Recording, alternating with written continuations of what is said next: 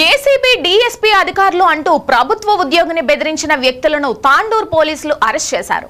తాండూరుకు చెందిన లక్ష్మప్ప సిద్దిపేట జిల్లా బెజ్జంలో ఎంపీడీఓగా విధులు నిర్వహిస్తున్నాడు. కొందరు వ్యక్తులు ఏసీబీ అధికారులమని తనకు ఫోన్ చేసి ఫిర్యాదు వచ్చిందని 5 లక్షల రూపాయలు ఇవ్వాలని బెదిరించినట్లు దర్యాప్తులో తెలిసిందని తాండూరు డీఎస్పీ బాలకృష్ణారెడ్డి తెలిపారు.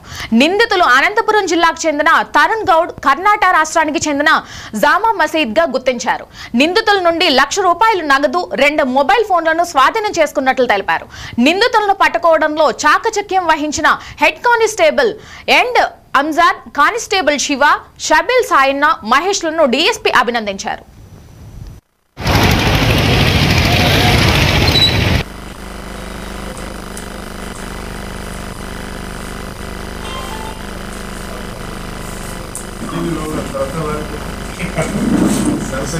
Sorry,